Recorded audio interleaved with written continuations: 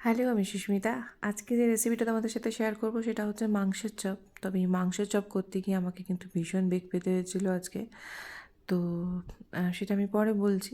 ফার্স্টেই দেখে নাও এখানে যে আলুর পুরটা তৈরি করব, তার জন্য এখানে আদা বাটা, রসুন বাটা, মানে ছেঁচা আদা ছেঁচা, রসুন ছেঁচা, লঙ্কা ছেঁচা দিয়ে ভালো করে সর্ষে তেলের মধ্যে নাড়াচাড়া করে নিয়ে তাতে কসুরি মেথি দিয়ে দেবো একটু ক্রাশ করে।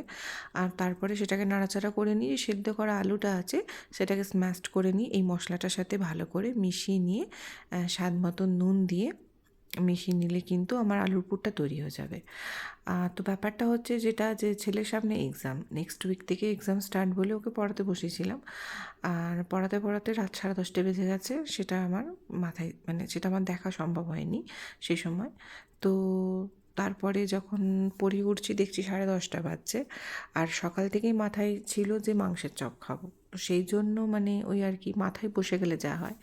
তো আলুর পুরটা তৈরি হয়ে গেছে। এরপরে মাংসের পুরটা তৈরি করার জন্য ওই ফ্রাই প্যানে আবার সর্ষের তেল দিয়ে পেঁয়াজ কুচি, লঙ্কা কুচি দিয়ে ভালো করে মানে ভাজা ভাজা হয়ে আসলে তাতে আদা বাটা, রসুন বাটা, ধনে গুঁড়ো, জিরে গুঁড়ো, হলুদ, ঝাল লাল লঙ্কার গুঁড়ো, সামান্য নুন দিয়ে ভালো করে নাড়াচাড়া করে মশলাটা কষিয়ে তাতে মাংসের যে কিমাটা আছে সেটা দিয়ে ভালো করে নাড়াচাড়া করে নিয়ে ধনেপাতা কুচি দিয়ে মানে দিয়ে দিলেই কিন্তু ওই মাংসের কিমাটাও তৈরি হয়ে যাবে।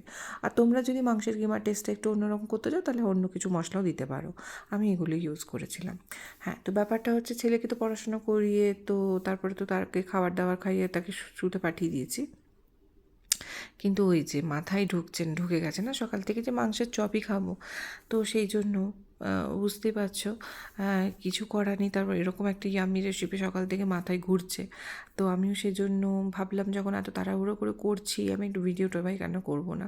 তো সেই জন্য হয়তো ভিডিওটার উপস্থাপনা মানে এই ভিডিওটার উপস্থাপনা হয়তো একটু তাড়াহুড়ো হয়ে গেছে, বা অত সাজিয়ে গুছিয়ে করতে পারিনি, কারণ খুবই তাড়াহুড়ো করে করেছি, বুঝতেই পারছো। মানে 11:45 থেকে নেমে রান্নাটা আমার শেষ হয়েছিল মোটামুটি 11:40 নাগাদ। তো যাই হোক, আমার মাংসের পুরটাও ঠান্ডা হয়ে গেছে, আলুটাও ঠান্ডা হয়ে গেছে। এরপরে আমি চপটা গড়বো। এই সাদা যে ঘোলটা দেখলে সেটা ময়দার ঘোল, তোমরা চাইলে কর্নফ্লাওয়ারের ঘোলও করতে পারো, আর এটা ব্রেড ক্র্যাম্ব।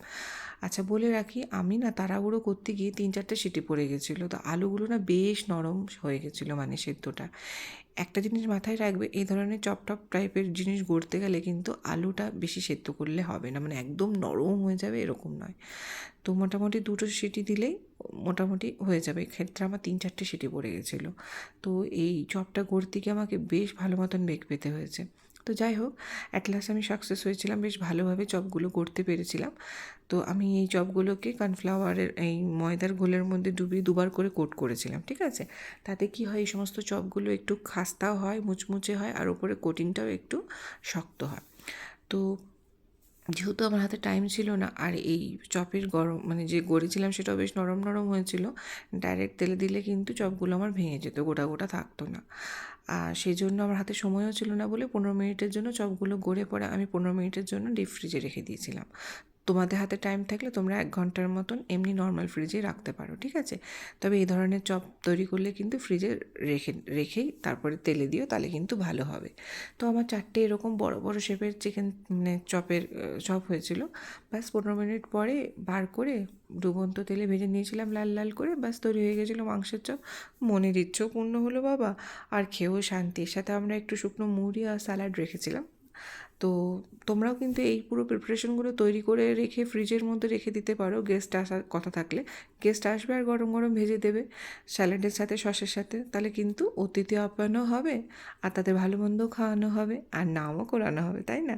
যা যমুকের বাড়িতে গিয়ে কিন্তু মাংসের চপ খেয়েছিলাম, হেভি খেতে হয়েছিল। তবে বললে বিশ্বাস করবে না, এত তাড়াহুড়ো করে রান্নাটা করেছিলাম ঠিকই, কিন্তু বিশ্বাস করবে না, মাংসের চপের টেস্টটা কিন্তু হেভি হয়েছিল। মানে বেশ মন ভরে গেছিলো খেয়ে। 3টে দেখাচ্ছে না, 4টে হয়েছিল অ্যাকচুয়ালি। ভাজতে ভাজতে একটা আমরা খেয়ে ফেলেছি হাজব্যান্ড ওয়াইফ। তোমরাও জানিও কিন্তু কেমন লাগলো।